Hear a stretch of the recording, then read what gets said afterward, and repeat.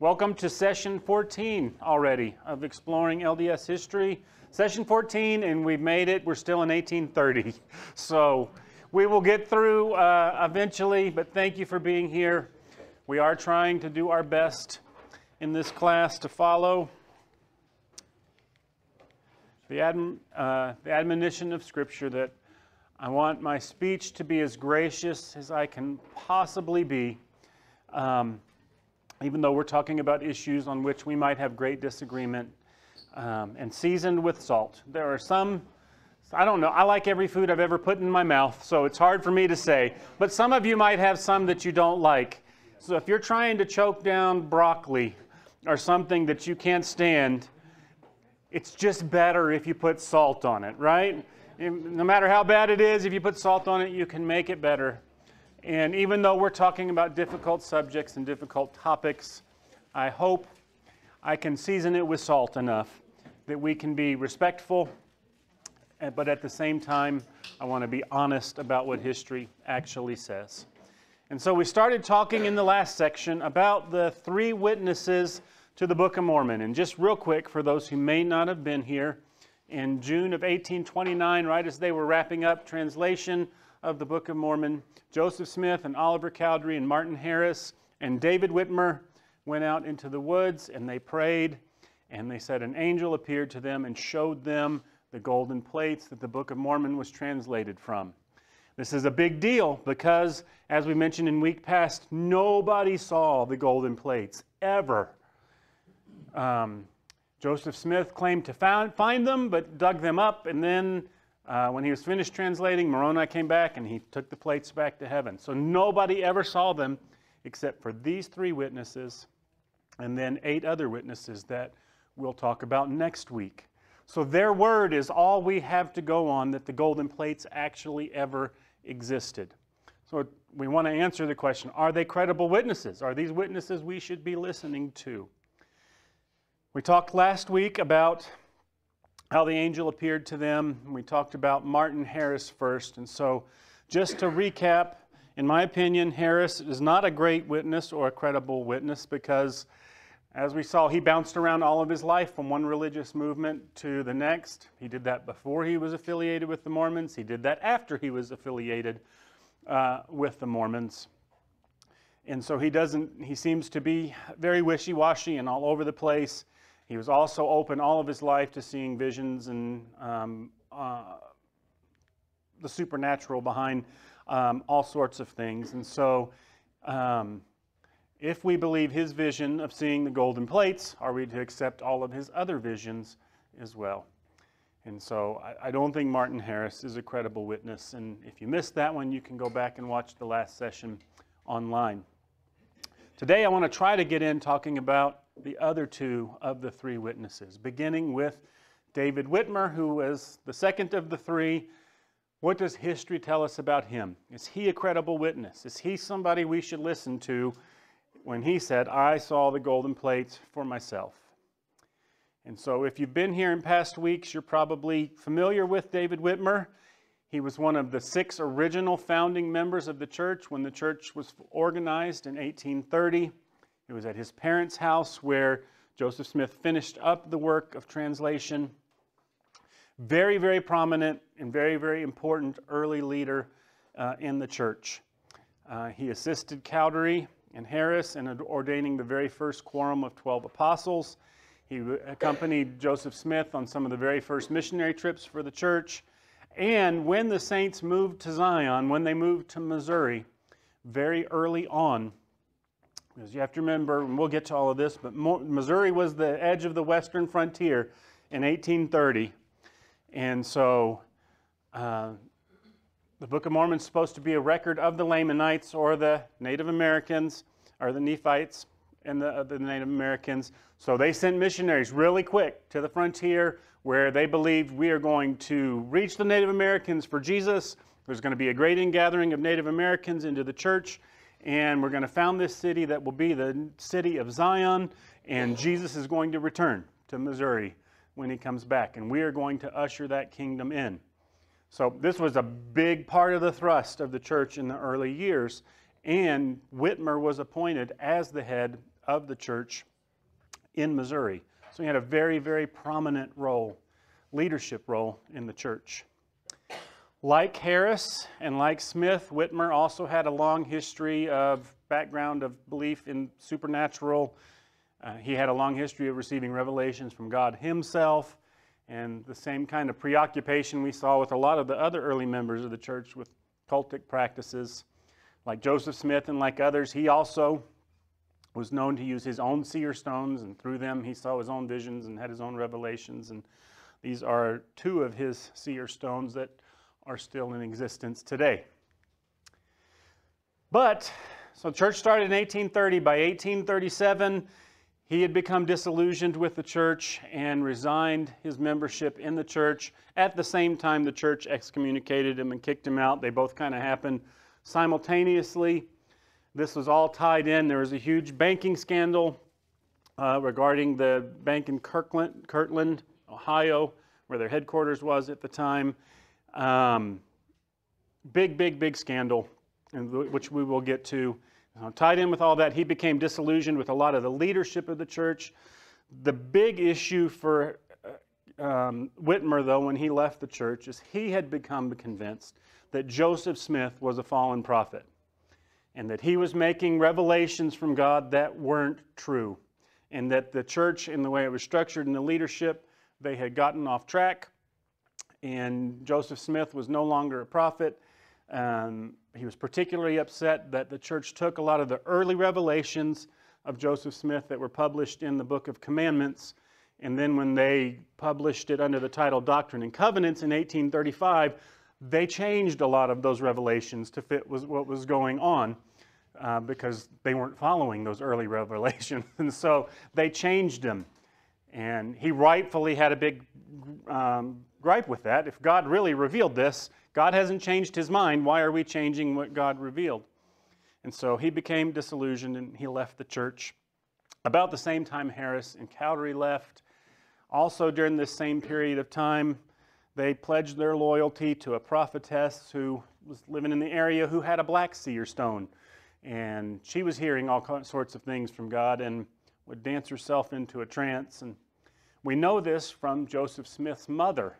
In her account of this time period, Lucy Smith said this about this lady.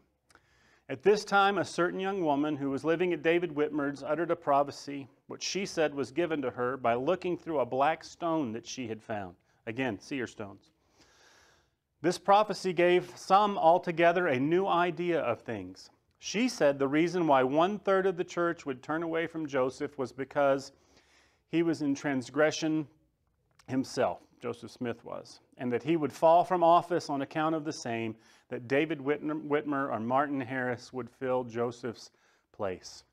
Well, this lady was prophesying a bunch of people are going to leave the church because Joseph Smith's in the wrong, and either David Whitmer or Martin Harris is going to become the new leader of the church. And so for a period, they all fell in behind this lady. They held their secret meetings at David Whitmer's. And when the young woman who was their instructress was through what revelations she intended for the evening, she would jump out of her chair and dance over the floor, boasting of her power until she was perfectly exhausted. The proselytes would also proclaim the mighty power they were going to have. And so a brief period of time, they were all caught up following this lady. And so just bear this in mind when we're thinking of David Whitmer as a witness. You saw the gold plates.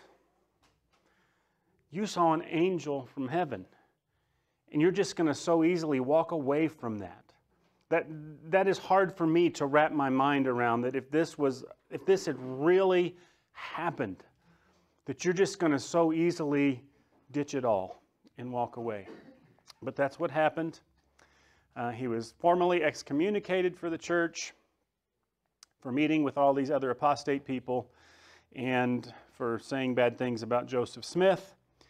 Like I said, he declared Joseph Smith was a fallen prophet who was making false revelations and altering previous revelations.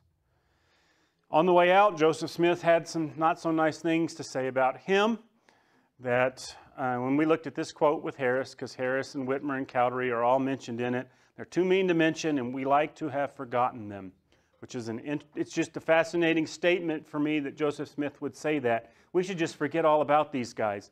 They're the only witnesses you got. They're the only witnesses you have, and you have Joseph Smith going, well, I wish we could just forget about these guys altogether. And that's part of the difficulty today is, if you're in the church, you can't forget about these guys altogether.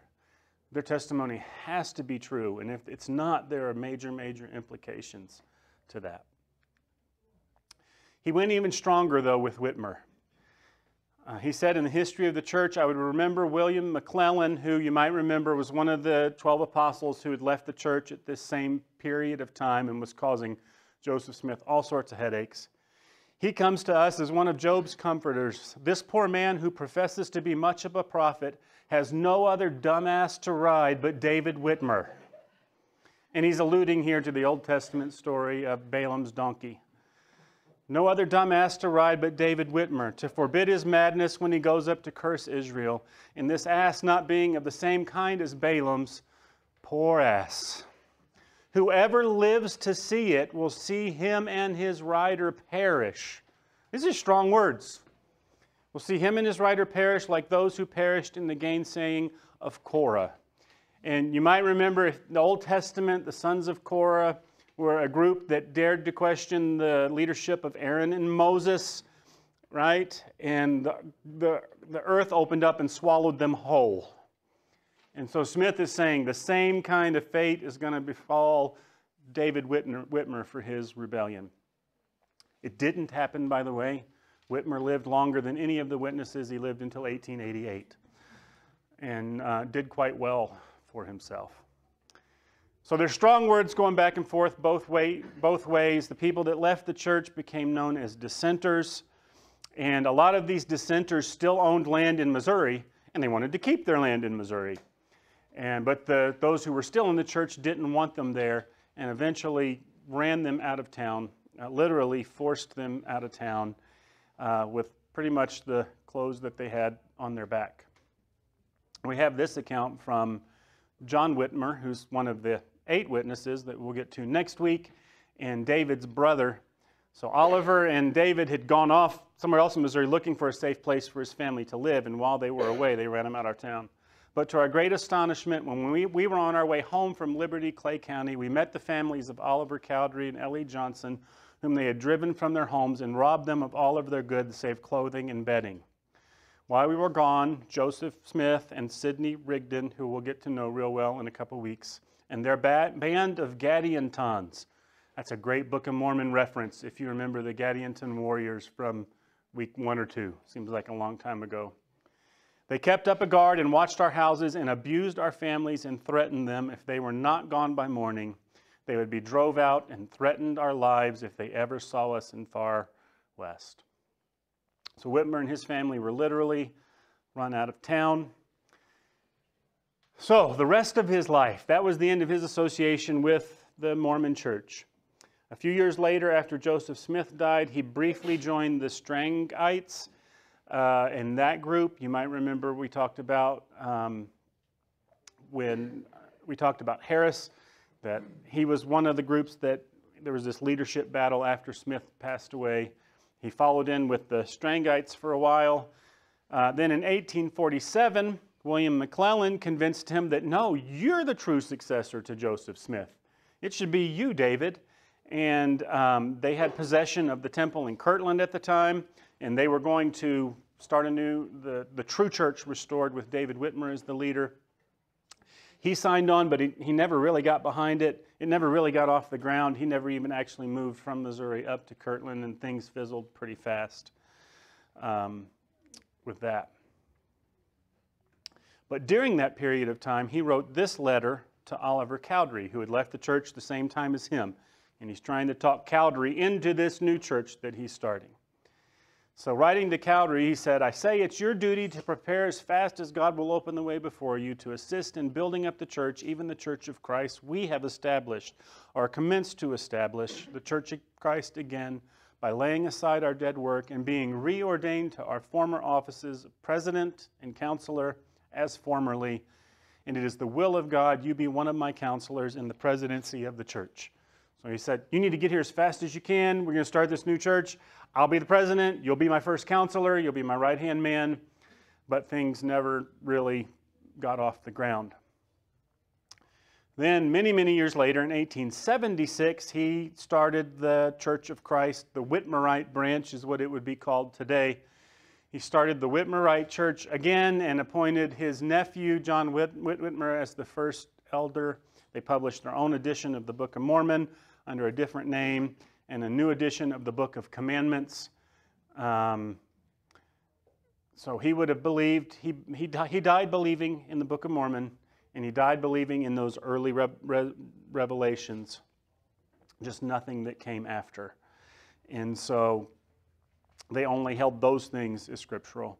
And that branch of the church hung in there for a little while. It never was any great big major movement, but they hung in there till 1961 when the last surviving Whitmerite passed away. Here's the interesting thing about Whitmer. He lived 13 years longer than any other Book of Mormon witness. Lived until 1888. And so by the end of his life, and Harris passed away in the 50s, but by the 1880s, there was a lot of people wanting to talk to him. Did you really see the plates? You have all of these Mormons immigrating from Europe and then migrating across the United States, and they wanted to stop in Missouri and talk to Whitmer on their way through. Did you really see it? So we have more surviving interviews of Whitmer than anybody else. I think 71 interviews that have survived till today. He consistently denied the authority of the Brighamite Church as being authoritative. So what we would, the official LDS Church today, he denied them as being a true church.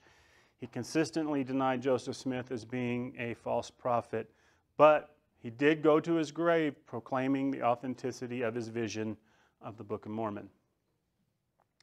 So is he a credible witness then in what he saw? The difficulty is a lot of the interviews that he gave between 1838 and 1888 contain different details. I'll just give you a few examples this morning. Here's what the Palmyra Reflector said in 1831. So this is real close, less than a year after the church was founded. The author of this article said, Whitmer's description of the Book of Mormon differs entirely from that given by Harris, both of whom, it would seem, have been of late permitted not only to see and handle it, but to examine its contents. Whitmer relates that he was led by Joseph Smith into an open field on his father's farm near Waterloo, where they found the book lying on the ground. That's completely different than an angel, right? They found the book lying on the ground. Smith took it up and requested for him to examine it, which he did for the space of half an hour or more. When he returned it to Smith, who placed it in its former position back on the ground, alleging that the book was the custody of another, intimating that some divine agent would have it in safekeeping. So we'll just leave it here where we found it, and the angel will come back and get it. That's a lot different from the official the official account. This letter from Ezra Booth, that was printed in 1834, Ezra Booth said this: You've probably read the testimony of the three witnesses appended to the Book of Mormon. These witnesses testify that an angel appeared to them and presented them the golden plates, and the voice of God declared it to be a divine record. To this they frequently testify in the presence of large congregations. When in Missouri, I had an opportunity to examine a commandment given to these witnesses previous to their seeing the plates. They were informed that they should see and hear those things by faith, and then they should testify to the world as though they had seen and heard, as I see a man and hear his voice.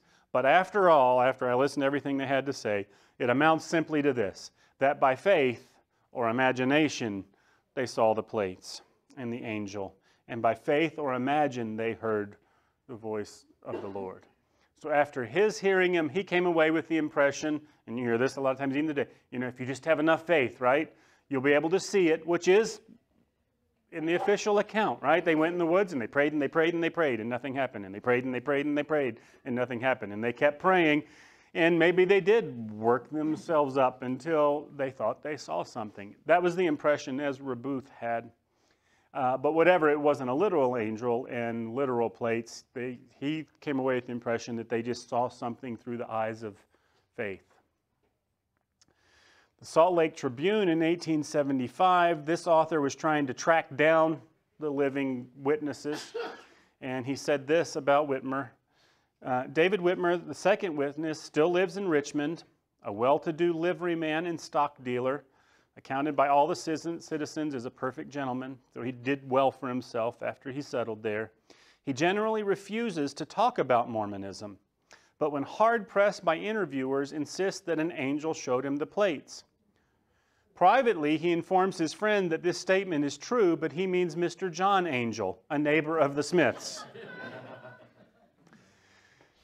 The curse, I think he's referring here to the curse we read earlier that Joseph Smith made about what would happen to him. The curse don't appear to have got him bad, but there's no telling what may happen. It would be a great card, a great win for some missionary from Salt Lake to restore the old man and bring him to Utah as Stevenson did Martin Harris. But as Whitmer is rich, while Harris was a pauper, he might not be so easily restored. So I don't know how good this author's information was, but apparently there's some hesitation on Whitmer's part. I think this interview is really important. In 1878, Whitmer was interviewed by Orson Pratt, which might be a name some of you are familiar with.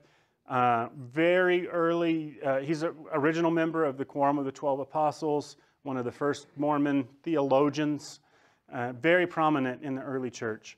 He was able to go to Missouri and interview Whitmer. And I think it's worth taking a minute just to read through this.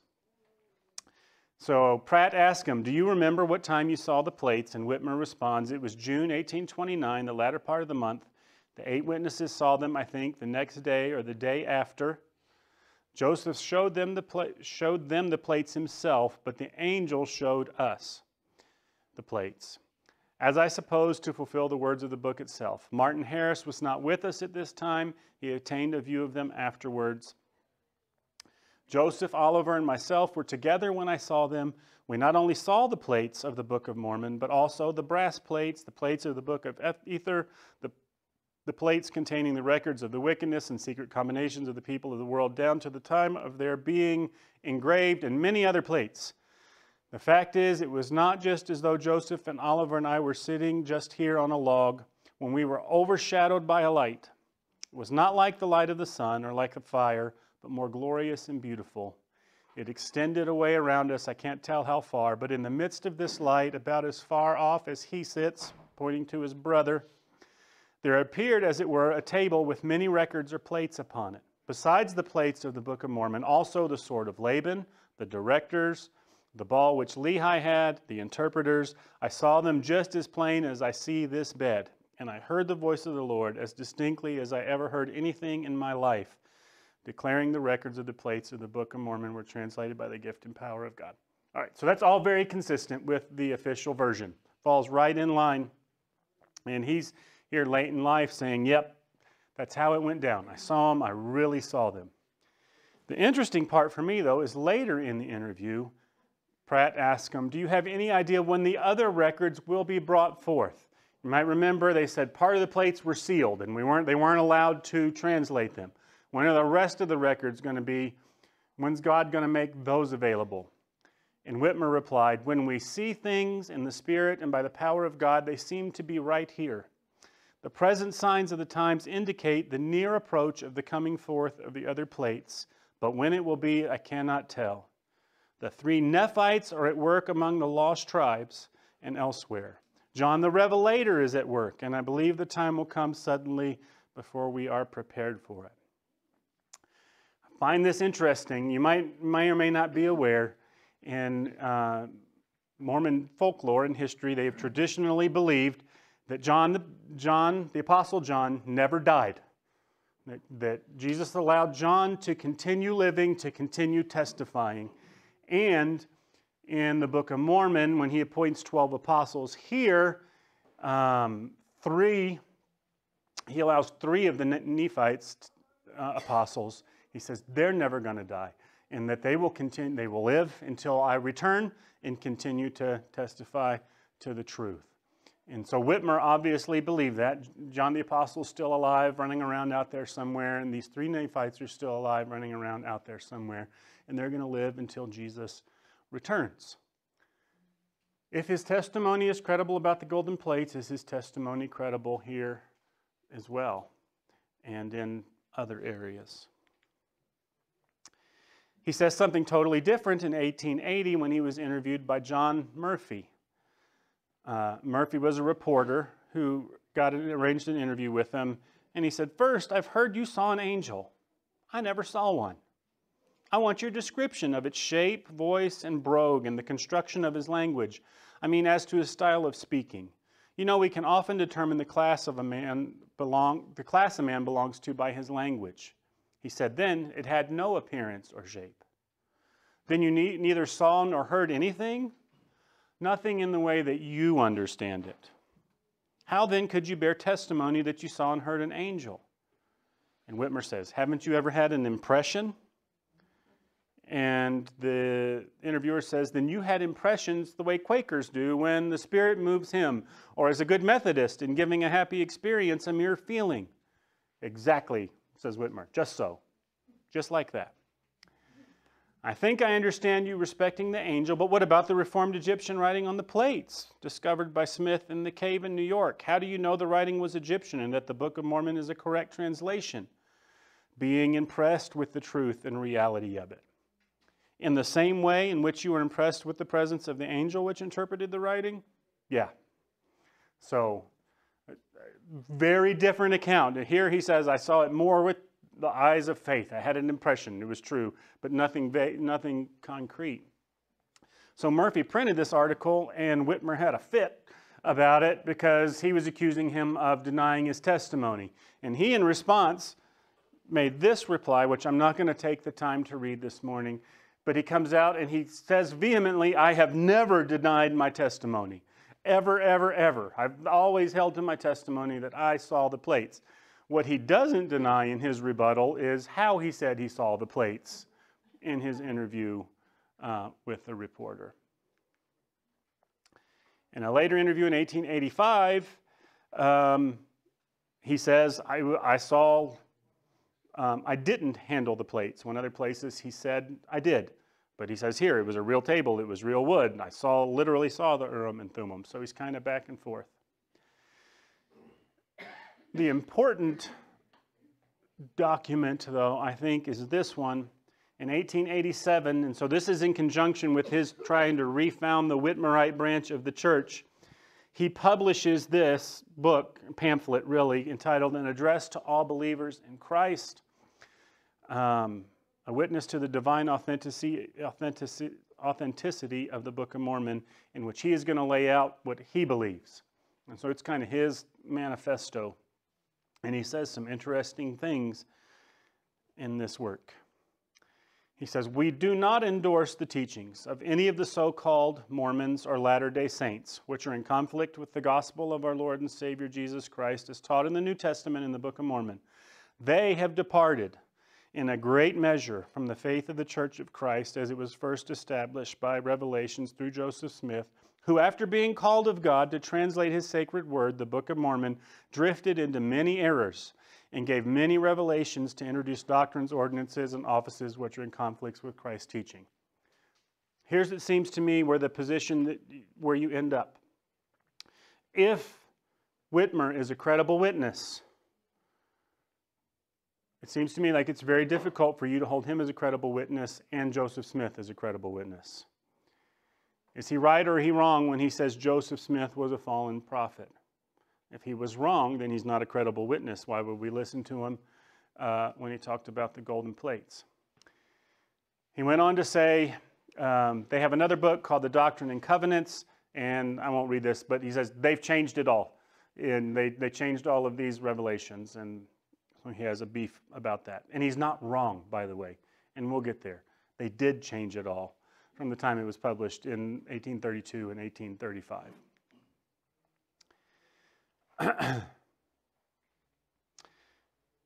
Now, all honest men will understand after they have read this pamphlet through that I am doing God's will in bringing the truth to light concerning the errors of Joseph Smith. They will see that it is necessary, as he is the man who introduced many doctrines of error into the Church of Christ, and his errors must be made manifest and the truth brought to light in order that they will stop putting their trust in a man. So was he right or wrong when he says Joseph Smith is a fallen prophet? I won't take the time to read all of these, but you can kind of see he's all over the place in what he said in interviews, but in all honesty, he did go to his deathbed without ever denying his testimony that I saw the golden plates. In fact, he wanted it included on his tombstone, which it's hard to see over there on the left side. His tombstone says the record of the Jews and the record of the Nephites are one. It's all the story of one people in his mind. He never returned to the church, but he never denied his testimony that I did see the plates. So is Whitmer a credible witness?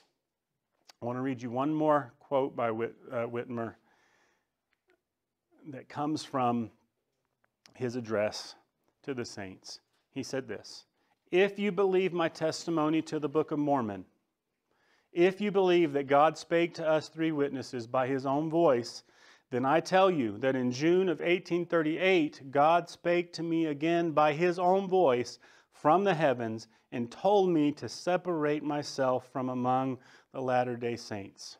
For as they sought to do unto me, so should it be done unto them." He says, if you believe my witness to the gold plates, then you need to believe me when I tell you this. In 1838, God himself spoke to me and told me to leave the church. So if you believe his testimony from 1829, do you also believe his testimony from 1838? Because if his testimony in 1838 is true and God told him to leave the church, then it's true Joseph Smith is a fallen prophet, which makes the whole church today fallen as a result of following his false revelations. So if he's credible on one, is he credible on the other? If you want to believe him in 1829 and not believe him in 1838, why not? Why is he trustworthy one time and not trustworthy the next? Why not, other than some emotional reason that I want him to be telling the truth in 1829 and I don't want him to be telling the truth in 1838? But if he's credible in one place, he's credible in both. If he's not credible in both, then we shouldn't believe his testimony as a witness. So it seems to me at the end of the day, David Whitmer is not a witness I would want to put my trust in. I think any good defense attorney would carve him apart if you put him on the stand.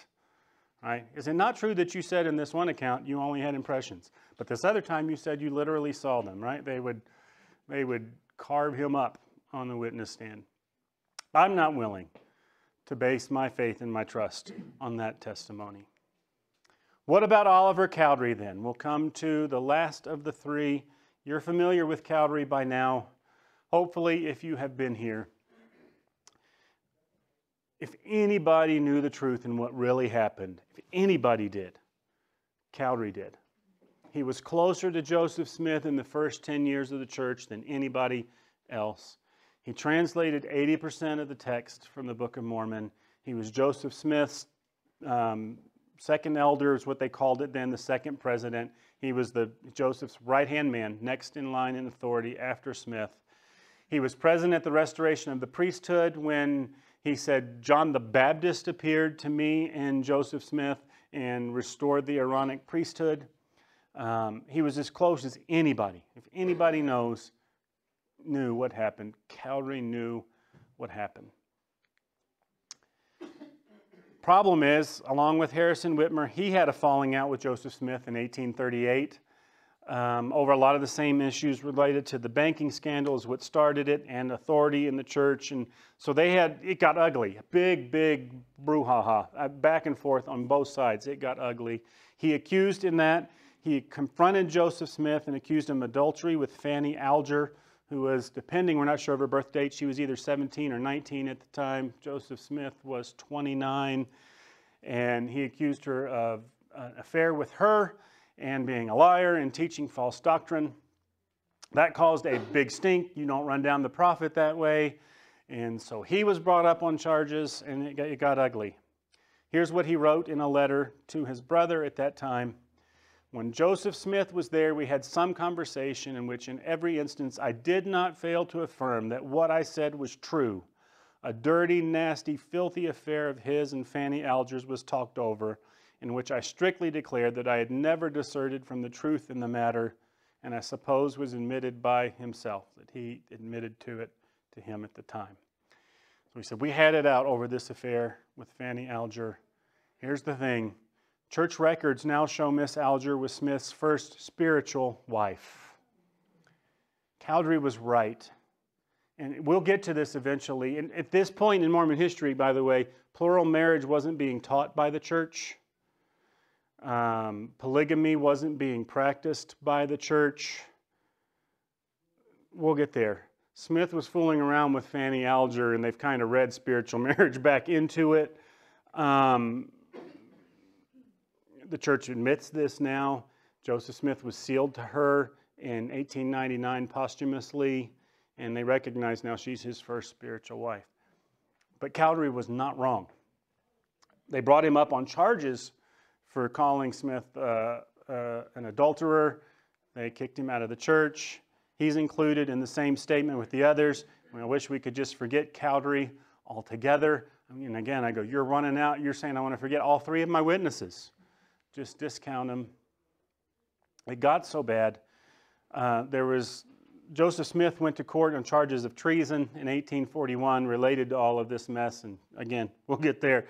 So in this, before the Fifth Circuit Court judge in Missouri in 1841, they presented this document, had it, I can't think of the word, put into evidence at the court, but it's basically a letter to Cowdery and these others who have left the church. Sidney Rigdon wrote it. He becomes a really big name by then. Sidney Rigdon wrote it, but they put out this letter, and I tried to show it in the original, but it's a little fuzzy.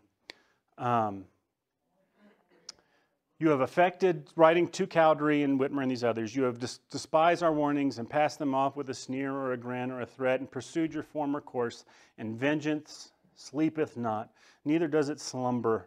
And unless you heed us this time and attend to our request, it will overtake you at an hour when you do not expect it, and a day when you do not look for it. And for you there shall be no escape, for there is not but one decree for you, which is to depart, or a more fatal calamity shall befall you. Pretty strong language, right? You better leave or else. Sidney Rigdon penned it, but it went out as an official document in the court record. We wish to remind you that Oliver Cowdery and David Whitmer were among the principals of those who were the means of gathering us to this place by their testimony, which they gave concerning the plates of the Book of Mormon, that they were shown to them by an angel, which testimony we believe now, as much as before you had so scandalously disgraced it. Which I find to be a fascinating statement. We think you are horrible. And they say in strong languages, we think you're horrible and awful, awful character, but we're still going to believe your testimony about seeing the golden plates. Oliver Cowdery, David Whitmer, Lyman E. Johnson, united with a gang of counterfeiters, thieves, liars, and blacklegs of the deepest dye to deceive, cheat, and defraud the saints out of their property by every art and stratagem which wickedness could invent, using the influence of the vilest persecutions to bring vexatious lawsuits, villainous prosecutions, and even stealing not accepted. Again, that's pretty strong language to say, you guys are a bunch of scoundrels, but we're still going to believe you. So, all that's to say, they excommunicated Cowdery. He was forced out of town, like we said, at the same time as Whitmer. What's interesting is, apparently, a lot of early Mormons believe, whether Cowdery said he ever did or not, they believed that he had renounced his testimony in the Book of Mormon.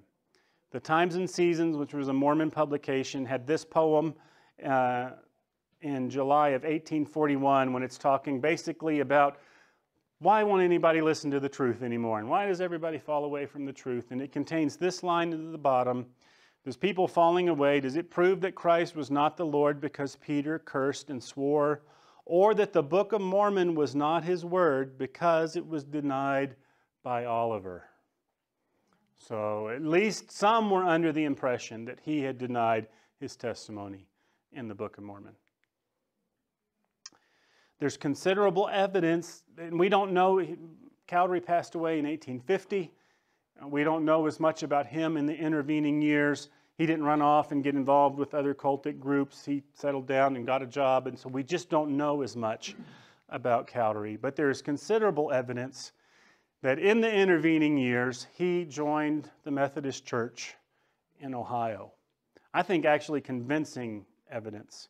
We have this statement from G.J. Keene, who was a member of the Methodist Church he was a part of, where he says this: "Mr. Cowdery opened a law office in Tiffin and soon effected a partnership with Joel Wilson, and in a few years he expressed a desire to associate himself with a Methodist Protestant church of this city. Reverend John Souter and myself were appointed to a committee to wait on Mr. Cowdery and confer with him, vet him is what it's saying here, to vet him and confer with him respecting his connection with Mormonism and the Book of Mormon.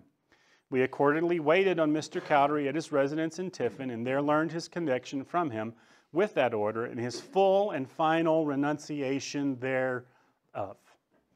So they go to talk to him before we would do the same, by the way, right? If Oliver Cowdery wanted to join Redemption tomorrow, we're going to want to sit down and talk to him going, "Hey, you have been a ringleader in this Mormon church.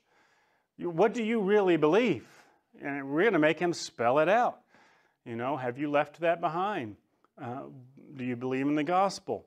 What are your thoughts about Jesus? You know, we would do the same thing. That's what they did with him, and they said he renounced the whole thing. And then when they made it public with the church, at that time, upon his admission to the church, he arose and addressed the audience present, admitted his error, and implored forgiveness, and said he was sorry and ashamed of his connection with Mormonism. He continued his membership while he resided in Tiffin and became superintendent of the Sunday school and led an exemplary life while he resided with us. There is evidence to corroborate Keene's statement.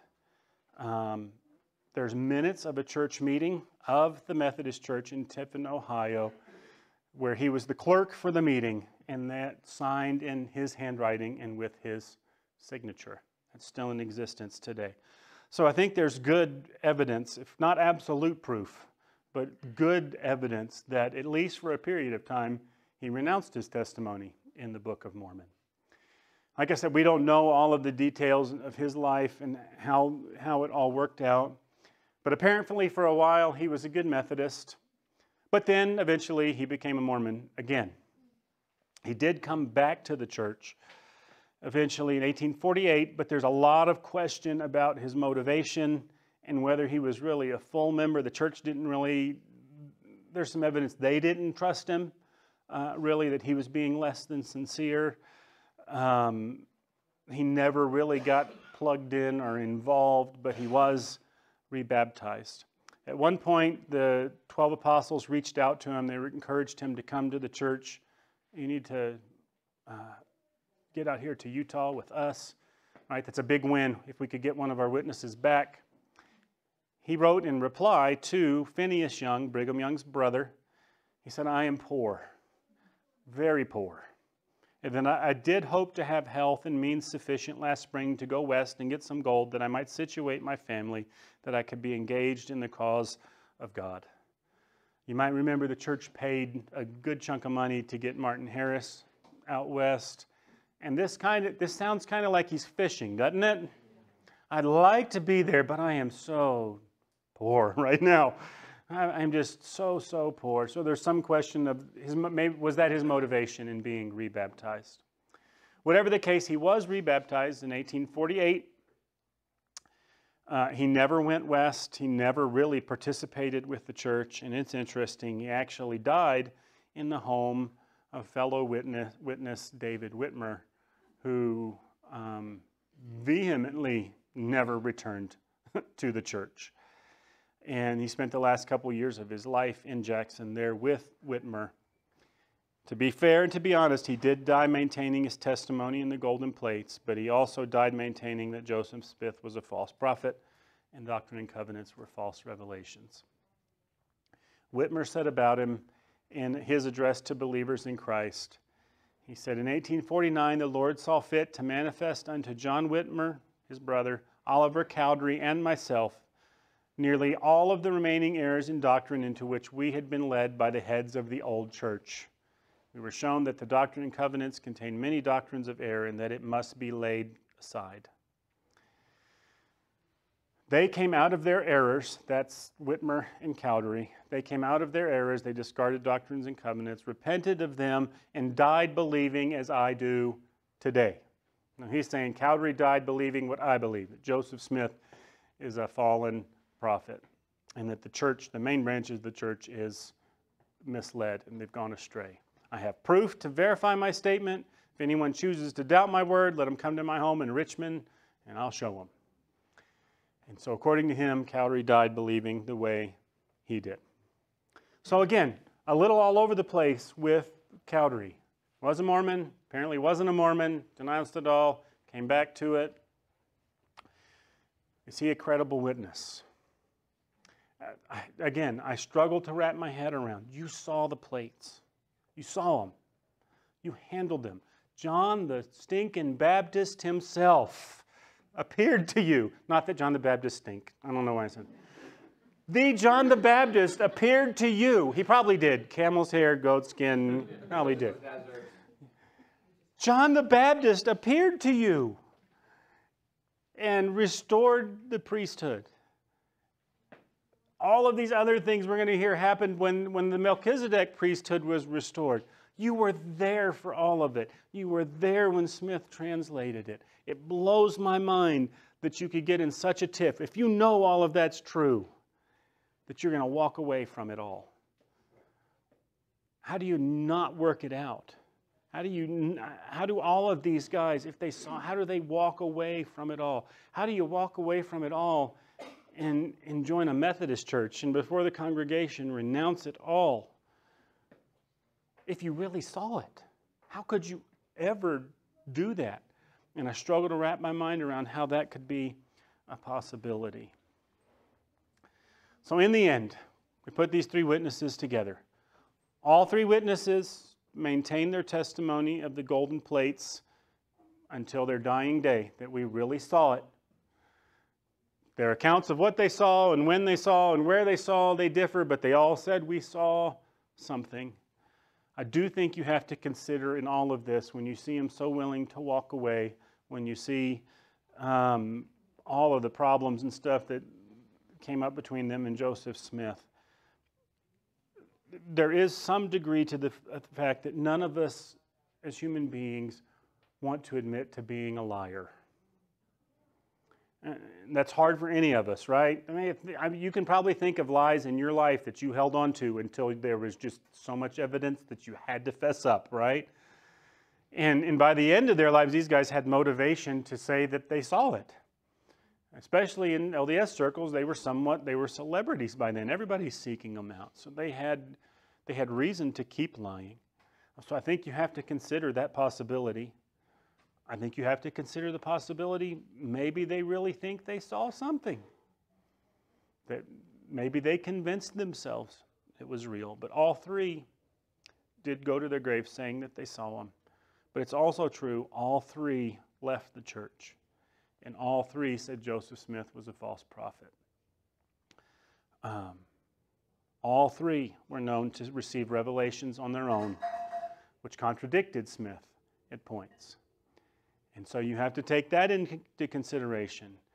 Do we believe them when they say God revealed this to them, if it contradicts what Smith said? And if that's so, how can Smith be right and they be right? They can't be, right?